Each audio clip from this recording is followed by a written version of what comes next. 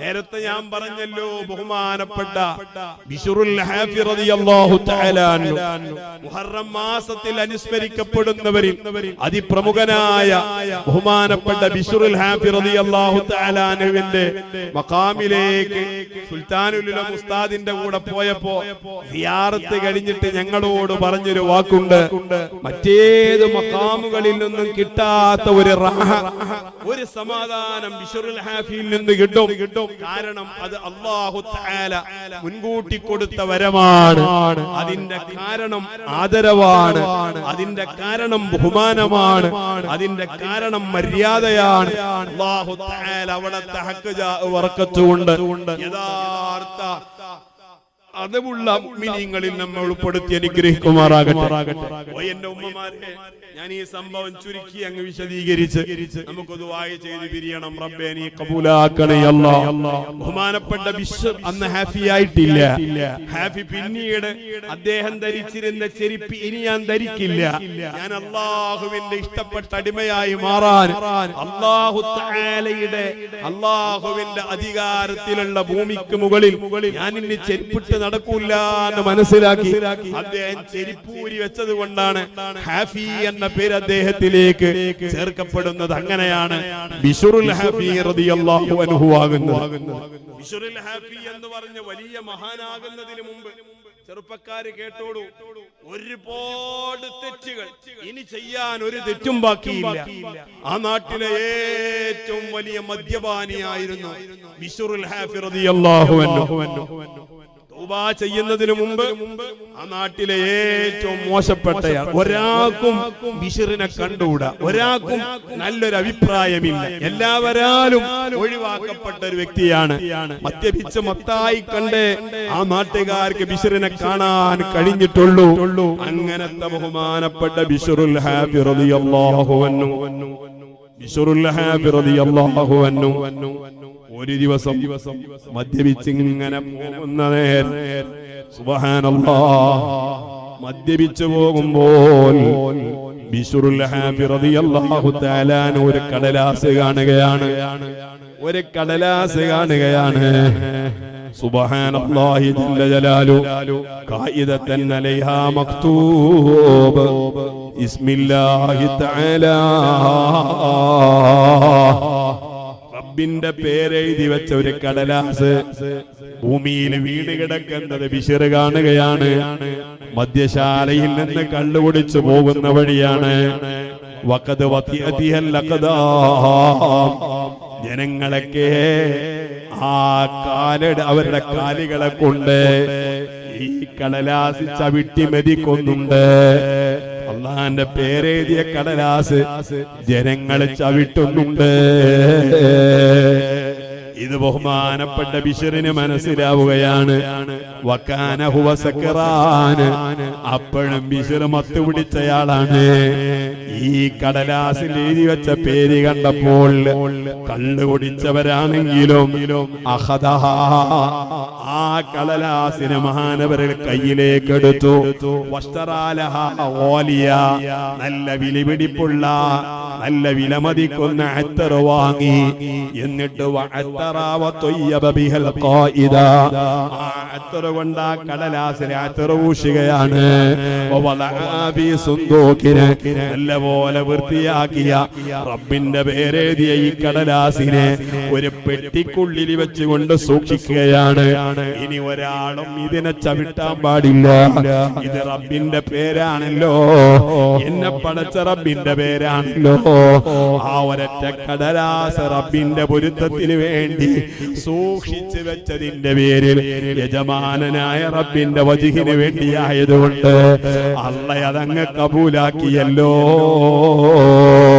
ഓ എന്റെ ഉമ്മമാരെ, മക്കള് മദ്രസയിൽ പഠിക്കാൻ പോകുമ്പോ അവരെ പാഠപുസ്തകങ്ങളെ ചിന്നിച്ചിതറിയേക്കാം. അതെ, നമ്മുടെ മക്കൾ ഓതുന്ന ഖുർആനിന്റെ പേജുകള് ചിലപ്പോ വീടുമുറ്റത്ത് കണ്ടേക്കാം, വീടിന്റെ അകത്തളങ്ങളിൽ വീണ് കിടക്കുന്നത് കണ്ടേക്കാം. അതിന്റെ മുകളിൽ എഴുത്തില്ലെങ്കിൽ പോലും അത് എടുത്തു വെക്കല് ബാധ്യതയാണ്.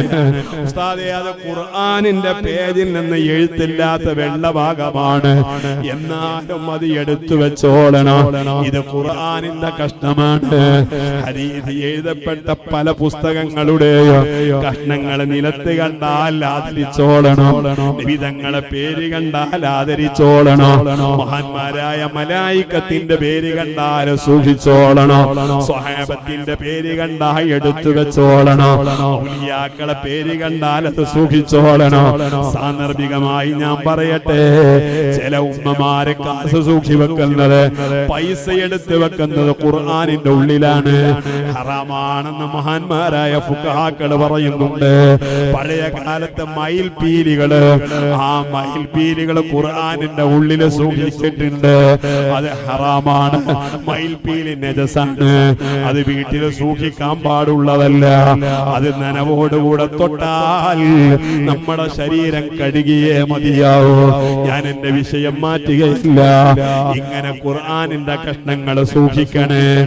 ആ വീണ് കിടക്കുന്ന അള്ളാന്റെ പേര് എഴുതി വെച്ച ഈ കടലാസിനെ സൂക്ഷിച്ചു വെച്ചതിന്റെ പേരിൽ അന്നത്തെ രാത്രിയില് ബഗ്ദാദിലുള്ള ഒട്ടുമിക്ക പണ്ഡിതന്മാരും ഒരു സ്വപ്നം കാണുകയാണ്. ഒരു വ്യക്തിമല്ല, ഒരു മഹാനായ വ്യക്തിത്വം ഒരു സ്വപ്നം കാണുകയാണ്. യജമാനായ റബ്ബിന്റെ അടുക്കൽ നിന്നൊരു ഇൽഹാമ്, നിങ്ങൾ നാളെ ബിശ്റിനെ പോയി കാണണം. ബിശ്റിനോട് നിങ്ങൾ പോയി പറയണം, ത്വയ്യബതസ്മനാ വത്വയ്യബ്നാക വബജ്ജതസ്മനാ വബജ്ജൽനാക വതഖർതസ്മനാ വതഖർനാക. ഓ ബിശ്റേ, നിങ്ങൾ എന്റെ പേര് ബഹുമാനിച്ചതുകൊണ്ട്, നിങ്ങൾ എന്റെ പേരിനെ ശുദ്ധീകരിച്ചതുകൊണ്ട്, നിങ്ങൾ എന്റെ പേരിനെ അത്തറവൂശി കൊടുത്തതുകൊണ്ട്,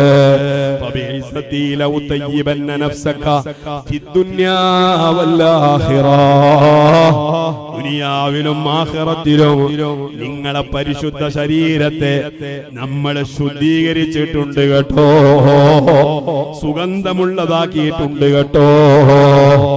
ഈ വിവരം നിങ്ങളെ ബിശ്റിനോട് നാളെ പോയി പറയണം. ആ നാട്ടിലെ സൂഫി വര്യന് സ്വപ്നം കാണുകയാണ്.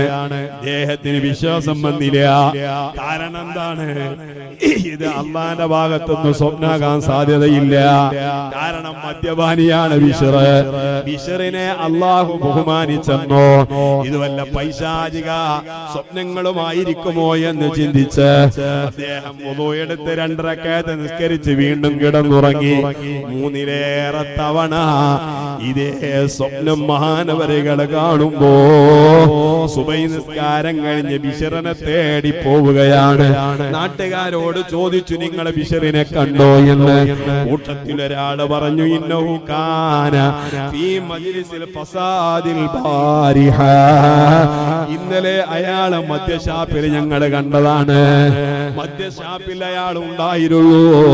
ഇന്നലെ ഞങ്ങൾ അങ്ങനെ കണ്ടിട്ടുണ്ടെങ്കിലും വഫീ ബൈതിഹി ലാ യഖിദു വലാ യദ്രി ബൽ ഹുവ സക്റാൻ. അയാൾ മദ്യപിച്ചിട്ടാണ് വീട്ടിലേക്ക് പോയതെങ്കിൽ ഇപ്പൊ വീട്ടിൽ പോയാ ബിശ്റിനെ കാണാൻ കഴിയും. പക്ഷേ ബിശ്റിന് അന്തം വന്നിട്ടുണ്ടാവില്ല, ബിശ്റിന്റെ മത്ത് മാറിയിട്ടുണ്ടാവില്ല.